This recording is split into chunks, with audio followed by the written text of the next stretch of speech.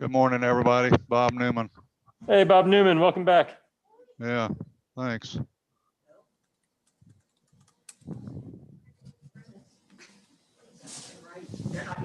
Look, it's me, Louise, with a mask. Here comes Jim. Oh boy, 7. Okay, let's see where we are here. Good morning.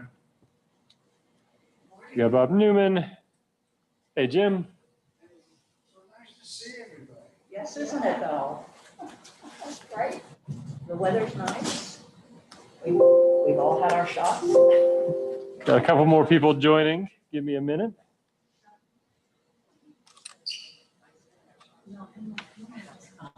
I've had mine both early. Jim, Bob Newman, Vicky. No, I know, but I think it was another. All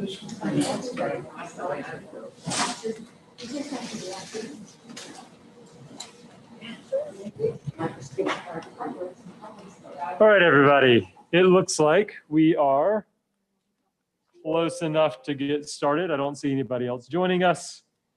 Oh, as soon as I say that, here comes Scott. We'll get Scott in the room.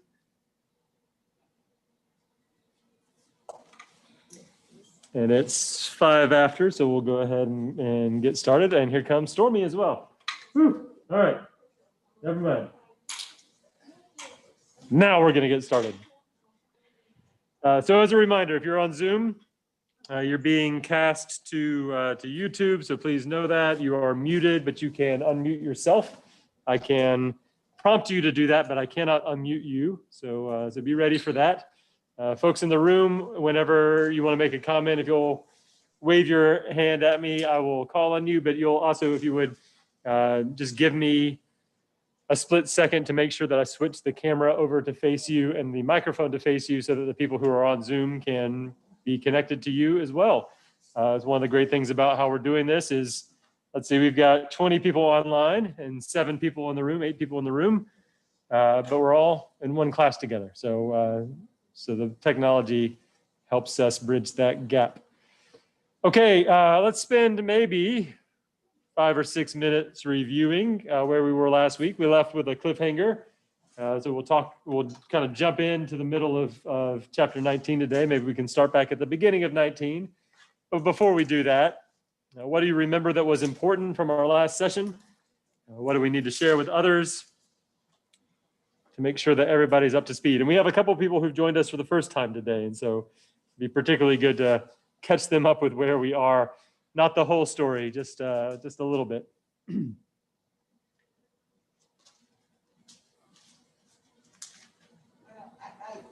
One second, Judy. Give me a second to get the camera to you and the microphone too, so people can hear you. Okay, go ahead. These kings are all just fighting with one another. It's Ahab and Elijah, Elisha, Ahab, Baal. They're all arguing about which one is the Lord. Is it Baal or is it God? And they're fighting, and they have their cows, and they have their, the fire burning the cows, blah, blah, blah. Yeah. I mean, they're just bulls. Yeah, And good. it's all just very antagonistic. It is. It really is. And we don't get a lot of peace and goodwill in our stories right now. So yeah, we are in a period of intense conflict, and we've had King Saul, King David, from David to Solomon, and we had some kind of little golden age there maybe in Solomon, but the seeds were sown for some discord coming up. And then we moved into a period of civil war between the northern kingdom and the southern kingdom. And so animosity and conflict are the dominant themes of the way that people are relating to each other, but it's also reflected in the cosmos, that Yahweh is demanding fealty and a monopoly on cultic practice, at least from the way that the narrator is telling the story. Meanwhile, people are encouraged to and are in fact worshiping Baal and Asherah and these other gods. And so the one hand, the narrative is pronouncing judgment upon those who are straying from the worship of Yahweh. And on the other hand, we get to see both at a human level and at a cosmic level the way that these this vying for authority is playing out. And so we had the great scene that you mentioned where Elijah the prophet, sorry, let me get Robin in the room. Elijah the prophet is one of the few remaining prophets because Jezebel has chased down the other prophets and killed them, with the exception of maybe 100 or so. And Elijah goes and challenges the 450 prophets of Baal and the 450 prophets of Asherah and said, we're going to see whose God is really the authority here. And how does that play out? Somebody fill in the detail there for how that demonstration worked.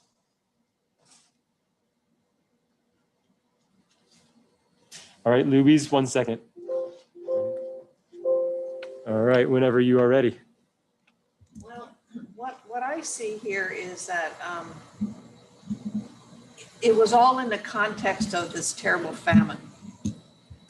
So water is very scarce, and Elijah is coming to say that God's going to, our God, you know, Elijah's God is going to put an end to the There you are. put an end to the famine, or the drought. That's what I want to say.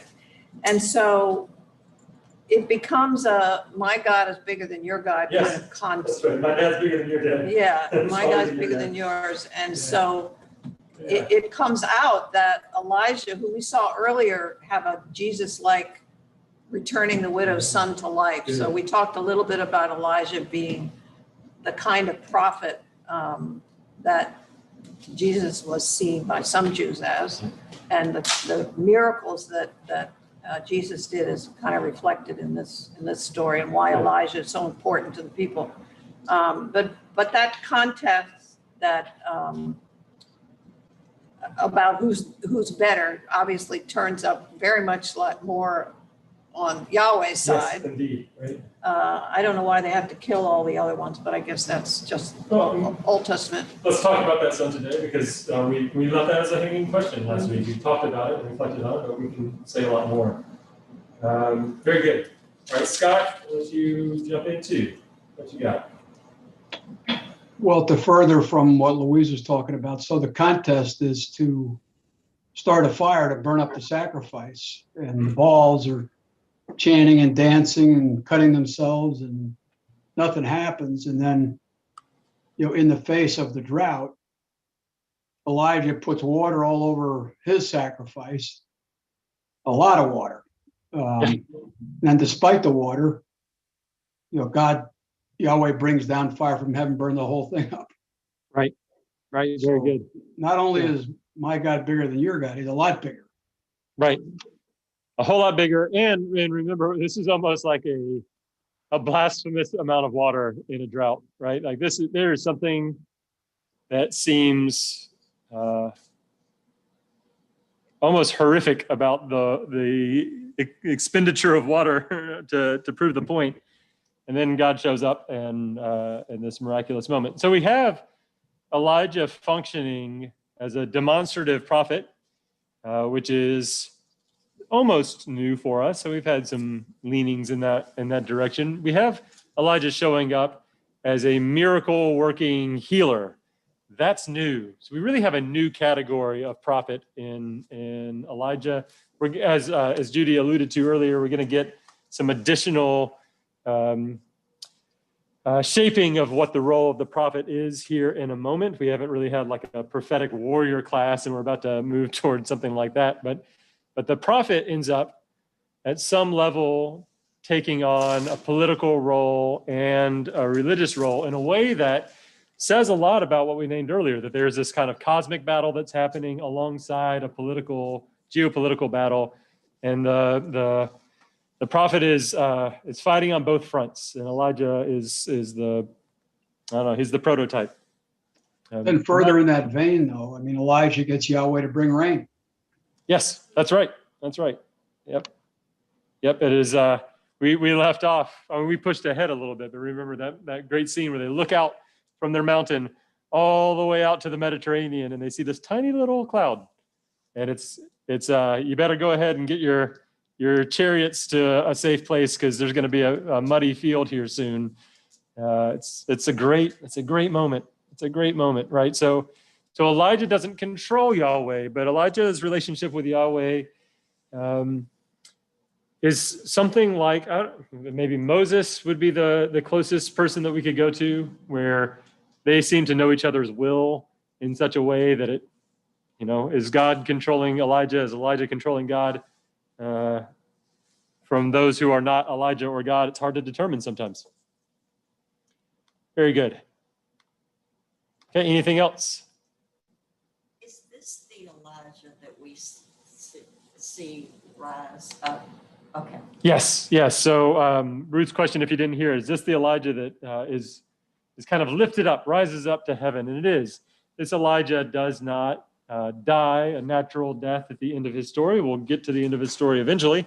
It's going to take a little while longer. But Elijah instead is lifted up in a sort of fiery chariot.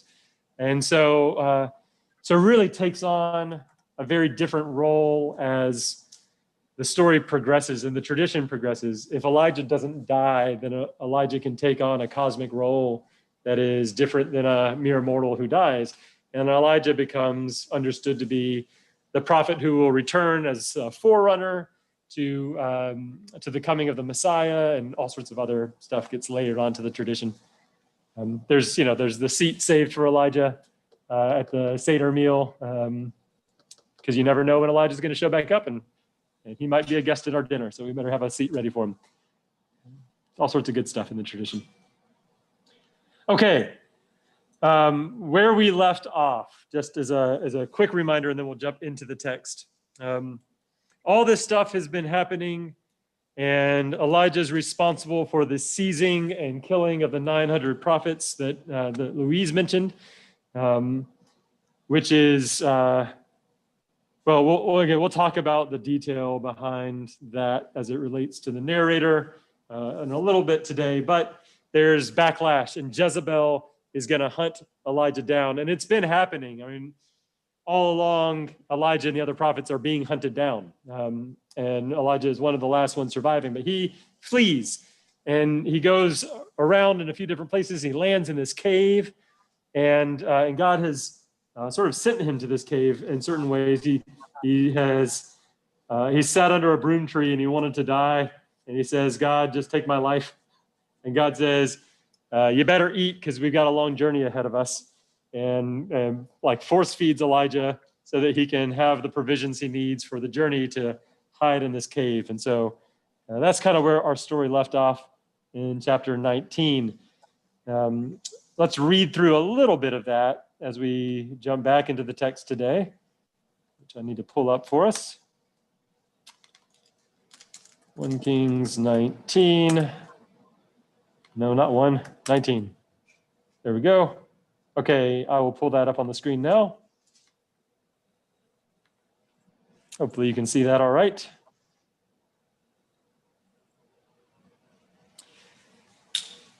Okay, so verse 4 is where we'll pick up. Elijah went a day's journey into the wilderness and came and sat down under a solitary broom tree. He asked that he might die. It is enough now, O Lord, take away my life, for I am no better than my ancestors. Then he lay down under the broom tree and fell asleep. Suddenly an angel touched him and said to him, get up and eat. And he looked, and there at his head was a cake baked on hot stones and a jar of water. He ate and drank and lay down again. The angel of the Lord came a second time, touched him and said, get up and eat, otherwise the journey will be too much for you. And he got up and ate and drank. And then he went in the strength of that food 40 days and 40 nights to Horeb, the mount of God. At that place, he came to a cave and spent the night there. Then the word of the Lord came to him, saying, what are you doing here, Elijah? He answered, I have been very zealous for the Lord, the God of hosts. For the Israelites have forsaken your covenant, thrown down your altars, and killed your prophets with the sword. I alone am left, and they are seeking my life to take it away. He said, go out and stand on the mountain before Yahweh, for the Lord is about to pass by. This should all sound a little familiar, by the way. We'll talk back about that in a minute. Now there was a great wind, so strong that it was splitting mountains and breaking rocks in pieces before Yahweh, but Yahweh was not in the wind. And after the wind, an earthquake, but Yahweh was not in the earthquake. And after the earthquake, a fire, but Yahweh was not in the fire. And after the fire, a sound of sheer silence. When Elijah heard it, he wrapped his face in his mantle and went out and stood at the entrance of the cave. Then there came a voice to him that said, "What are you doing here, Elijah?" He answered, "I have been very zealous for the Lord, the God of hosts. For the Israelites have forsaken your covenant, thrown down your altars, and killed your prophets with the sword. I alone am left, and they are seeking my life to take it away." Then Yahweh said to him, "Go, return on your way to the wilderness of Damascus.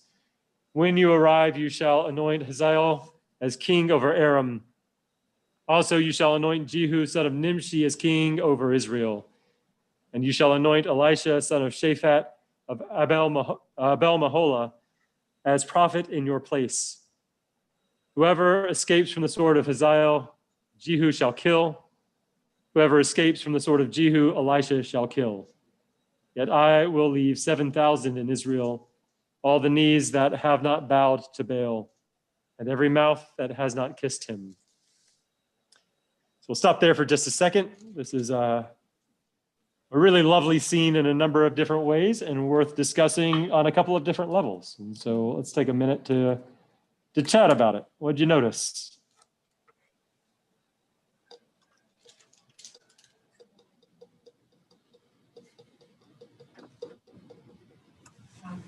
All right, Louise, one moment, please. Oh, yeah, I do. They got to see you. All right, go ahead. Well, I was really impressed by the poetry in that Yahweh is not in the wind, the earthquake, or fire. And I think that is such a premonition for where to look for God. In a gentle breeze is what mine says. Oh, thanks. And it evokes for me the spirit over the waters at creation. Yeah, nice. So I think that's why I went to it. But for us, or for me, I think it means God is to be found in the surprisingly small places, Right. in our interactions with one another, in a quiet moment, in the sunset, or whatever. And there's so much we miss of who God is because we're looking for the big deal. Yes, right. And that's all I have to say. That really hit me. Yeah. I think too, especially in the midst of chaos, going back to the spirit hovering over the waters, but also, Elijah's spirit has got to be troubled. And I know for me, in the midst of a troubled spirit, even more, I want God to show up in the big stuff and to get this kind of pause to say, yeah, well, maybe God's in this still small voice. Maybe God's in the gentle breeze. Maybe God's in the sound of sheer silence, whatever the translation is. Have you stopped to listen to that yet? It's kind of like the prompt that I have for sure. Very good. Okay, Hutch, I see your hand. You're muted.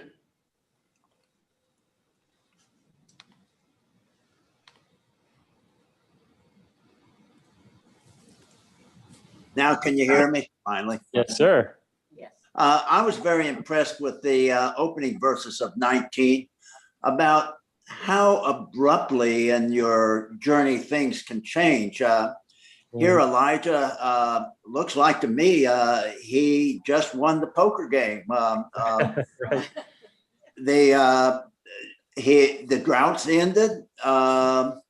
The priest and prophet of Baal are slain. A moment of triumph, and then within a sentence or two, he's a hunted man and almost certain to die. And I think of that in context of Christ as he rode into Jerusalem, the same sort of thing. And then almost abruptly, he's a man to be about hunted down and killed. Yeah, Yeah, good. That's very good. That's a really nice reflection point as well. Because one of the things that for me is challenging in this text is that the text isn't fluid. It doesn't quite flow the way I want it to. And so to see in that a parallel in that way and the spiritual reflection of it as well, that's really good. That's really good. The tables turn quickly. And they will continuously in this story. There will be moments of triumph for everybody, and then also moments of quick change of fortune. Andy. Yeah, I just one thing that popped out to me is after he ate, he walked those 40 days and 40 nights on the strength of that food. So he actually fasted as he was traveling. Yep. Good. Good.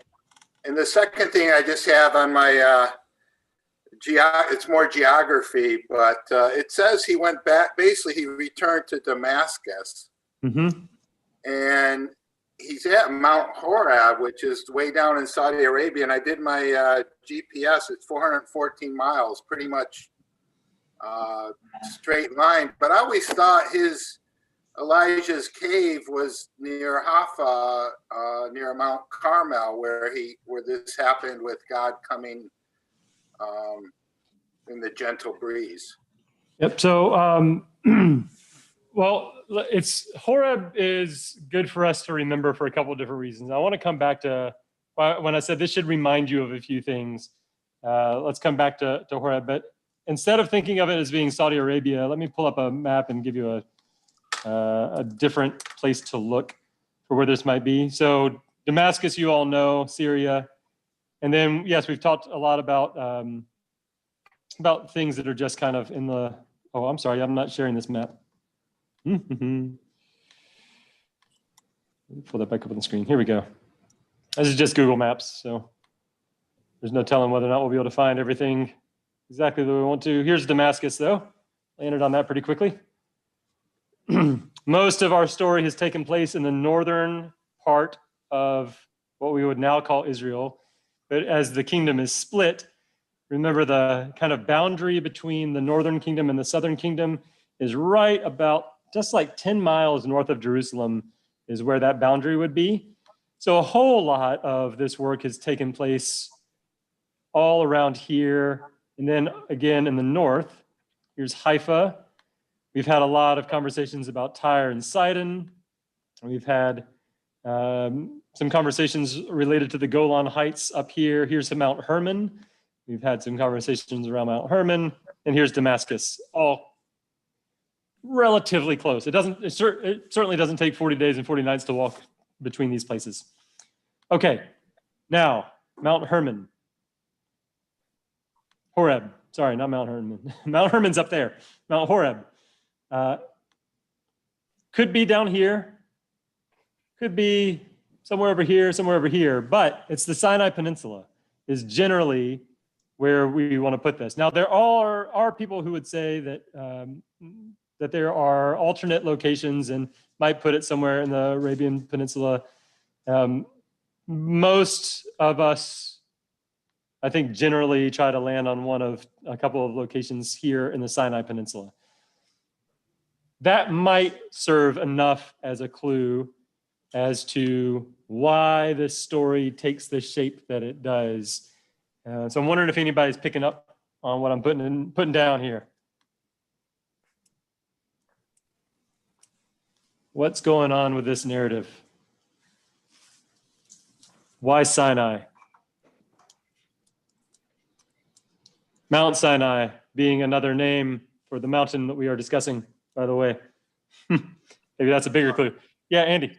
It's Moses and the 10 Commandments, right? Absolutely. Absolutely. In a bunch of different ways, this is Moses and the 10 Commandments. So Moses, the antecedent prophet in a lot of different ways. But when Moses goes up on the mountain to speak to God and God passes before Moses, and remember Moses sees God's backside, there's all sorts of great parallel there. How is God's presence made known to the people? Earthquake and fire and wind and pillar of cloud and flame. And and God's not in the earthquake and not in the fire and so on and so forth, there is a direct parallel that's trying to help us see a contrast here. That's, I don't know, I think pretty helpful. And it's one of the reasons that I always vacillate between saying the word Lord and pronouncing the name Yahweh. But here it's probably really good for us to remember this is Yahweh. This is the same Yahweh who revealed itself to Moses in the burning bush. And here is God revealing God's self to Elijah, but not in the same way. It's I don't know. There's something to it, something worth reflecting on. That also, while you're digesting that a little bit, pulls us back into our question about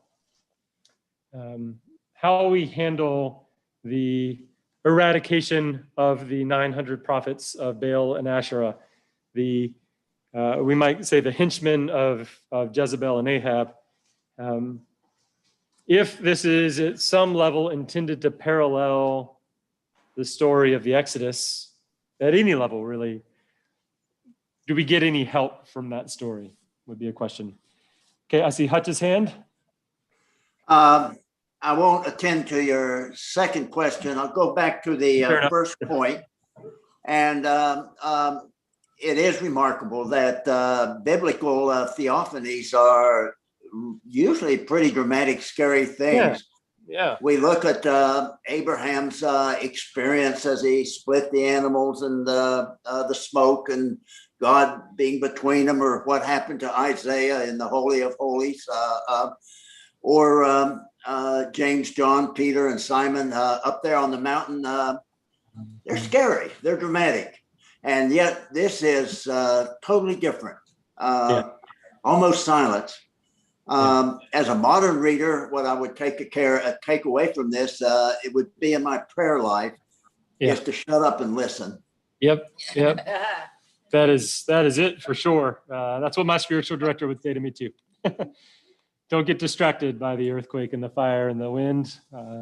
You're not listening. Very good. Very, very good. Well, especially like in the silence because he's protected. Right? He's the last one. Sorry, say that again? Put me on camera. Got you. Go ahead. No, I was just gonna say, and I am coming in a little blind on the story because I wasn't here last week, but that's the experience of prophets, right? Is that it's a dangerous thing to be a prophet. He's the last one left. They're coming for his life, and in that desolation, Yes, that's where God is present. That's right. That's exactly right. So, in the moment of victory, God shows up pouring down fire from above to swallow up the bull. It's not like God doesn't show up in the big stuff, but in the moment of desolation, the consoling voice of God is very often quiet, and one must pay careful attention, right? Yeah. The consolation doesn't always come in grandeur. Very good. Well, and it made me, the 40 days made me think of Jesus as well. But, Yes. With Jesus, it was like the wilderness of that fasting experience was at the beginning of his ministry, Yes. right? So I wonder, had that been after a period of him being hunted down, would he have said to God in the wilderness, I'm done, take me? Yeah. Yeah, Good I reflection. don't know. Yeah, right. Very, very good. And, there, the angels are attending to Jesus in the wilderness, just as the angel is tending to Elijah before the wilderness. Right. And the voice shows up to Elijah in the wilderness, but the voice is absent from, the voice in the wilderness for Jesus is Satan. Although, here we have the voice is saying, don't quit, sustain yourself, keep going. And then for Jesus, what have you been doing waiting here in the wilderness? Right. What are you doing here? And then for Jesus, the voice was the tempter. Yes, that's right. That's right. So it's like, at what point in desolation do we hear a voice? And is that the tempter? Is that the voice of God? Good. Telling you to go on or quit or test God or, whatever. Very good. Yeah. Wonderful. Other reflection points?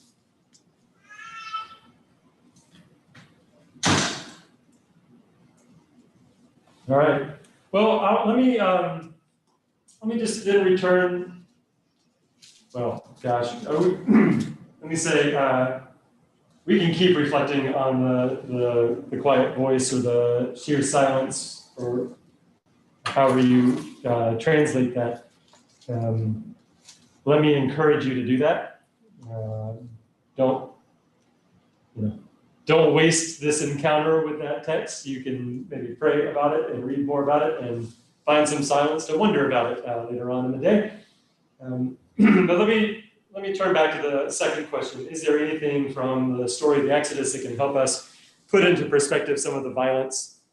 And I just want to suggest that what's probably worth us understanding is that the narrator sees the violence that is coming from the godless north to be something akin to the violence of Pharaoh.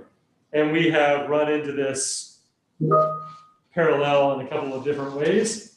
However, the thing that we probably then can understand is that God desired that the prophets of Baal and the people of the north turn their hearts back to God, and they didn't. And not only did they not do that, but then they also became enemies by hunting the other prophets. And there are, remember, only 100 that were hidden in caves by Obadiah, and many of them are probably dead at this point too.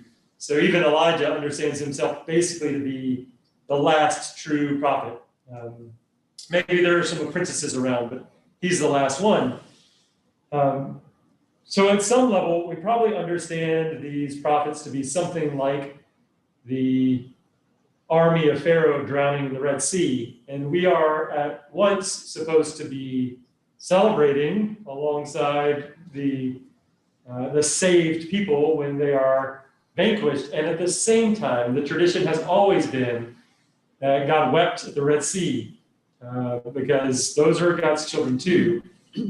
God desired at a deep level that it didn't happen this way, but once it was going to happen this way, it was going to happen this way, that those characters made the decision and choice to stray in such a way. Now, again, I'm not suggesting that we understand that in a way that excuses the text or helps us dismiss it, but instead to get into the mindset of the narrator who might see these as being parallel. All right. Andy. Just something that came to me. It's, you always question why there's natural disasters. And, this would tell us God's not in those natural disasters, but in the quiet and the peace and the people coming together afterwards. Yeah. That's certainly something that we see a lot of for a while. Some people in the face of disaster turn into their best selves. On the other hand, some people turn into their worst selves. But I see a lot more of the good stuff that happens in the face of that. Very good. Okay. We had Elisha mentioned. We had a couple other characters that are important here, but just to kind of close out this a little bit. Well, actually, I'll tell you what. Let's get to Elisha. Elisha is the next piece of the story. I'm going to close the map back down. And where we go. Thank you. Verse 19. Elijah steps out from there and finds Elisha, son of Shaphat, who was plowing. There were 12 yoke of oxen ahead of him, and he was with the 12. Elijah passed by him and threw his mantle over him. Elisha left the oxen and ran after Elijah and said, "Let me kiss my father and my mother, and then I will follow you." Elijah said to him, "Go back again, for what have I done to you?" He returned from following him, took the yoke of oxen and slaughtered them using the equipment from the oxen. He boiled their flesh and gave it to the people, and they ate. Then he set out and followed Elijah and became his servant. And so we have the calling story of Elisha the prophet as well to close out our chapter. And there's some fun stuff in that material as well. Might as well spend a few minutes talking about that. Did you notice anything there? Isn't that similar to the Jesus story about, give up everything and follow me? Yeah, so there are multiple Jesus stories that there's kind of parallels. And one of them is the calling of people. And routinely, Jesus says, you got to let everything go and come and follow me. And so sure enough, Elisha is letting everything go to come and follow. He's setting aside his old way of life. He's casting his nets aside, whatever the New Testament metaphor that we want to see is to follow. That's good. There's also a story where Jesus calls somebody to follow and they say, I'll come and join you, but I've got to go and honor my parents. Do you remember that? What does Jesus say to that person?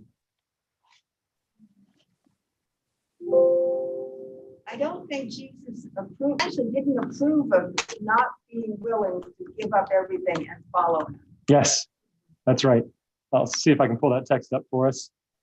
Luke 9.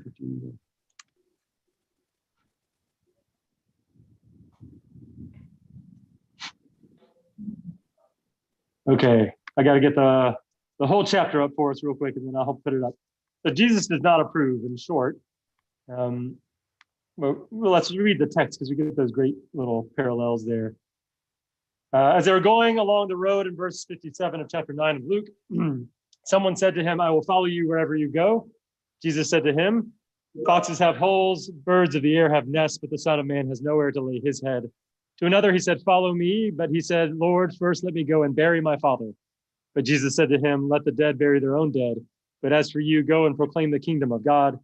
And another said, I will follow you, Lord, but first let me say farewell to those at my home.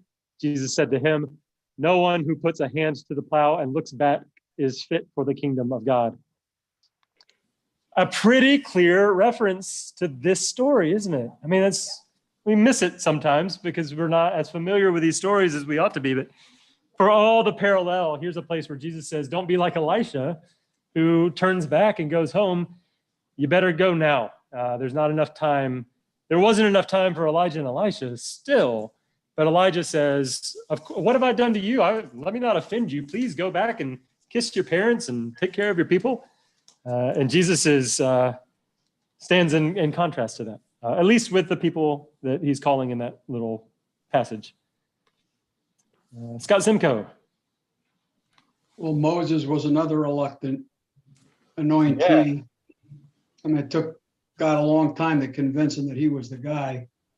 Yeah, good. Kept saying, well, I don't know, I can't speak well, blah, blah, blah, before. So I think the message is you're only going to be a follower once you're fully committed. Yeah. At this level, we might wonder about Elisha and whether or not he's demonstrating a lack of commitment or whether instead we see a deep understanding of the life he's being called to, such that he knows that he needs to put his affairs in order. And I think we can read it either way. So a question for you might be really, how do you read it? I see it as, let's see, I'm a pragmatist. And so I am biased toward those who would say, I know what's going to happen, and so let me put my affairs in order before I do it. But I see it as being, okay, Elisha's walking around and he's working in his field, and a total stranger runs up to him and throws a cloak on his back.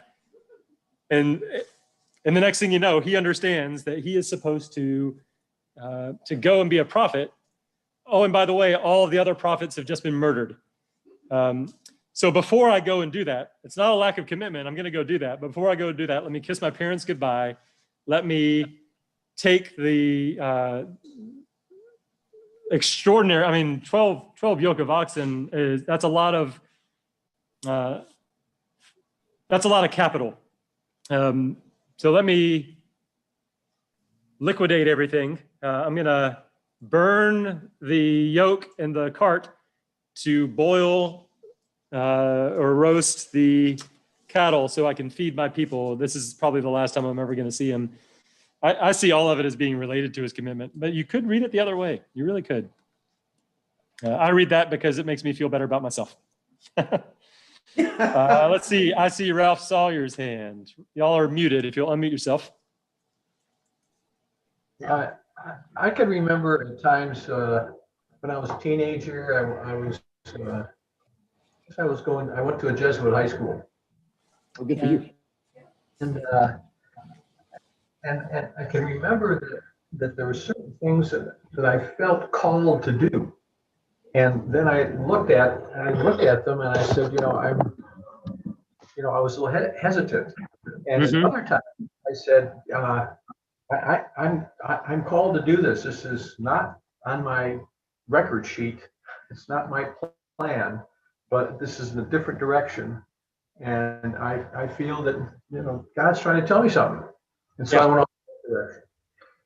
And so I think listening to your heart is the route to go. And if you start applying too much of your own self-logic to it, you go down a well. Yep, that's good. That's really good. They're excuses instead of reasons. Yes. Yeah.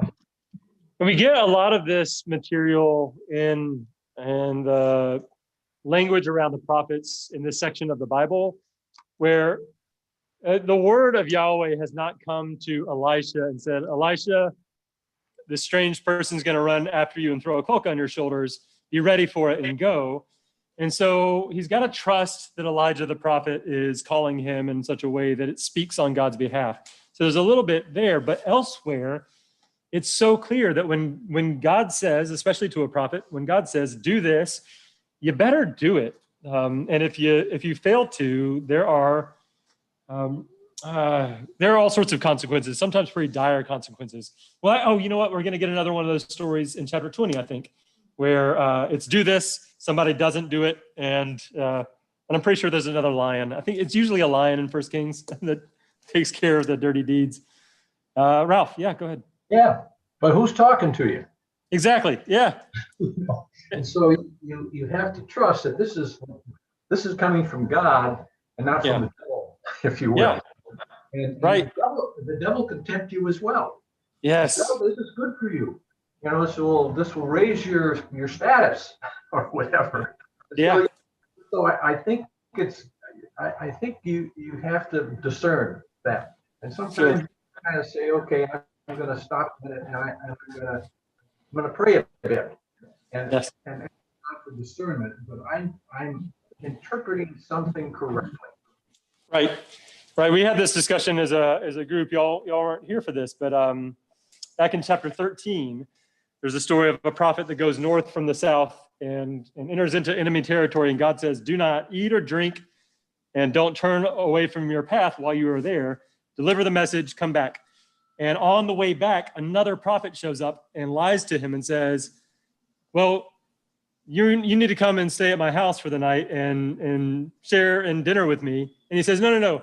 Yahweh said, go right back. And he said, yeah, well, Yahweh told me that you were supposed to come with me. This is like, tricking a kid. No, your parents said it was totally fine. And so the prophet says, oh, well, if God told you that, then I guess I need to come and eat dinner with you. And he eats dinner with him. And the next thing you know, a lion shows up and kills him, as keeps happening to people in 1 Kings. So yeah, absolutely. On the one hand, and I think, I really do think a level of spiritual truth, the narrator knows what they are delivering to us. On the one hand, when God calls, even if God is speaking through someone else, you better listen and you better respond immediately with everything. On the other hand, you could be wrong and it might cost you your life. Tread carefully. And everybody I have ever known who has discerned a call to ordained ministry will tell you that's it in a nutshell. That's totally it. This is either exactly right or it's going to cost me everything. I don't know. So let me be really, really careful about what I do next.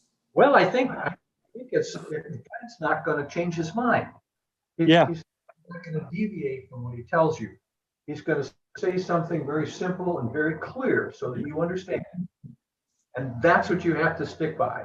And not all the little temptations that come along the way. And we all know about that because we've all had temptations along the way and at various times to kind of take us off in a different course.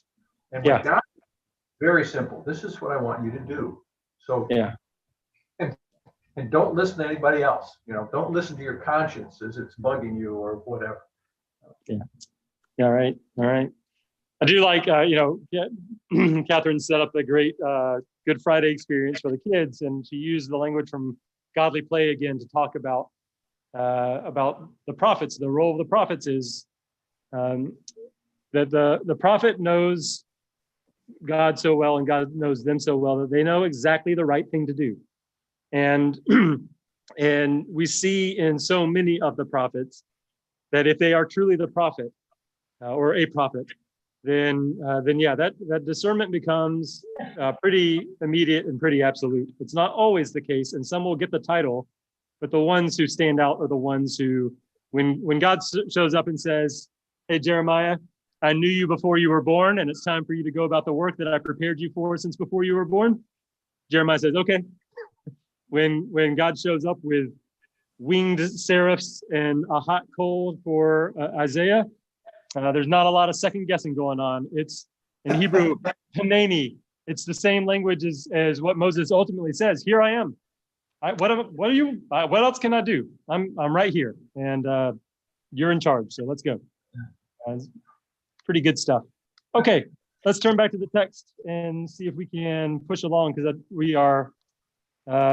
we're gonna get behind schedule here. All with really important material, but we gotta go. We've got 10 minutes with a big chapter that has nothing to do with the preceding chapter.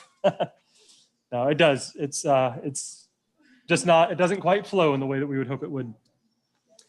All right, King Ben-Hadad of Aram gathered all his army together. 32 kings were with him, along with horses and chariots. He marched against Samaria, the northern kingdom, Israel. He laid siege to it and attacked it. This is probably the city of Samaria, sorry. He sent messengers into the city to King Ahab of Israel and said to him, "Thus says Ben-Hadad, your silver and gold are mine, your fairest wives and children also are mine." The king of Israel answered, "As you say, my lord, O king, I am yours and all that I have." The messengers came to him again and said, "Thus says Ben-Hadad, I sent to you saying, deliver to me your silver, your gold, your wives and children. Nevertheless, I will send my servants to you tomorrow about this time, and they shall search your house and the houses of your servants, and lay hands on whatever pleases them and take it away." Then the king of Israel called all the elders of the land and said, "Look now, see how this man is seeking trouble, for he sent to me for my wives, my children, my silver, and my gold, and I did not refuse him." Then all the elders and all the people said to him, "Do not listen or consent." So he said to the messengers of Ben-Hadad, "Tell my lord the king, all that you first demanded of your servant I will do, but this thing I cannot do." The messengers left and brought him word again. Ben-Hadad sent to him and said, "The gods do so to me and more also, if the dust of Samaria will provide a handful for each of the people who follow me." The king of Israel answered, "Tell him, one who puts on armor should not brag like one who takes it off." When Ben-Hadad heard this message, now he had been drinking with the kings in the booths, he said to his men, "Take your positions." And they took their positions against the city. Stop there for just a second and make sure you caught that. We won't dwell on it for too long. We'll come back if we need to. So Aram has a much bigger military force. Let's start there. And so, you know, when he says, "There's not enough dust here to give every one of my soldiers a handful. We are going to overwhelm you." But for Ahab, the issue isn't recognition that the force is bigger. The force is bigger. You want my wives and my children and my gold and my silver, take it. But asking me to give that of my servants also, and by servants, he probably means his courtiers and not, you know, his noblemen, so to speak, noble houses, not really his slaves or something along those lines. That's too much to ask. And so prepare yourself for battle. Ben-Hadad is drunk. So that's going to help here in a minute, probably. And then I love the line, this biblical line, "Tell him one who puts on armor should not brag like one who takes it off." Our version of that would be, you tell him, don't count your chickens before they're hatched, right? You don't brag before you put on your armor. You brag when you're taking it off after the battle. So all good stuff there, really good stuff. Okay, a certain prophet came up to King Ahab of Israel and said, "Thus says Yahweh, have you seen all this great multitude? Look, I will give it into your hand today, and you shall know that I am Yahweh." This is another chance, right? Ahab said, "By whom?" He said, "Thus says Yahweh, by the young men who serve the district governors." And then he said, who shall begin the battle? And he answered, you. And then he mustered the young men who served the district governors, 232. After them, he mustered all the people of Israel, 7,000. They went out at noon while Ben-Hadad was drinking himself drunk in the booths, he and the 32 kings allied with him. The young men who served the district governors went out first. Ben-Hadad had sent out scouts, and they reported to him, men have come out from Samaria. He said, if they had come out for peace, take them alive. If they have come out for war, take them alive. It'll be easy either way, right? But these had already come out of the city, the young men who served the district governors, the army that followed them. Each killed his man. The Arameans fled, and Israel pursued them. But King Ben-Hadad of Aram escaped on a horse with the cavalry. The king of Israel went out, attacked the horses and chariots, and defeated the Arameans with a great slaughter. Then the prophet approached the king of Israel and said to him, come, strengthen yourself, and consider well what you have to do. For in the spring, the king of Aram will come up against you. The servant of King Aram said to him, their gods are gods of the hills, and so they were stronger than we. But let us fight against them in the plain, and surely we shall be stronger than they. Also do this, remove the kings, each from his post, and put commanders in place of them. Muster an army like the army that you have lost, horse for horse, chariot for chariot. And then we will fight against them in the plain, and surely we shall be stronger than they.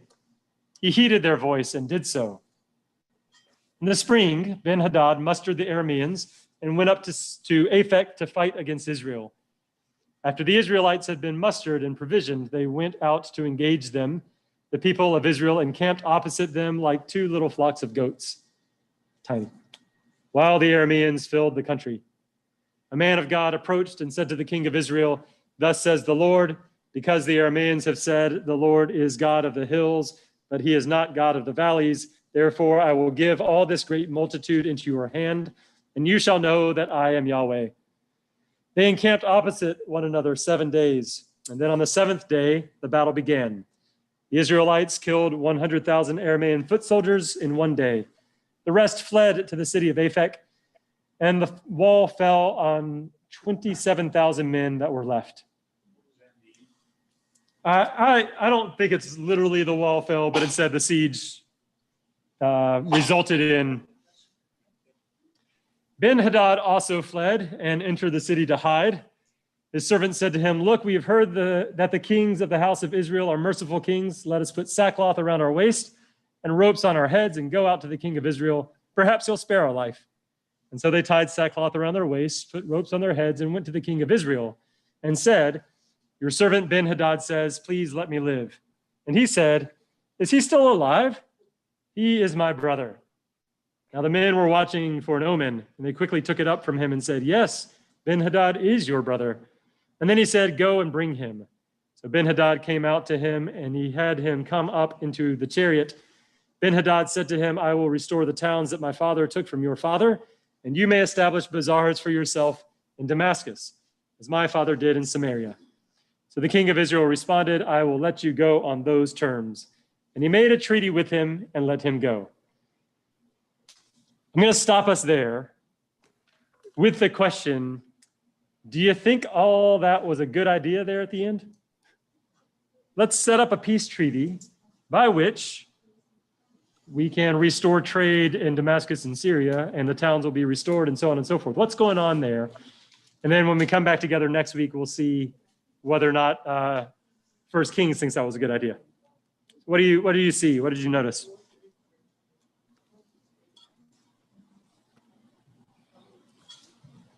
Hutch? Backtrack just a moment. The prophet involved in this remains unnamed. It seems like this is a pretty big deal. Why is there an unnamed prophet rather than Elijah doing the work? Yeah, we might understand that it is Elijah in the same way that Ahab's name gets switched over to the king of Israel. But we're supposed to understand them as being just going by their title here.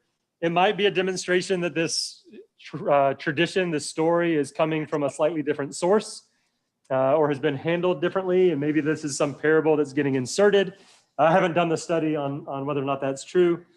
But the general way that I understand it is that both Elijah and Ahab are referred to by title instead of by name, just oddly enough in this portion of the text. Okay, I see Ralph and then Andy.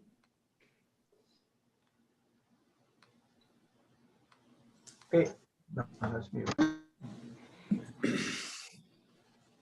Hi. Hello. Am I okay? Yep.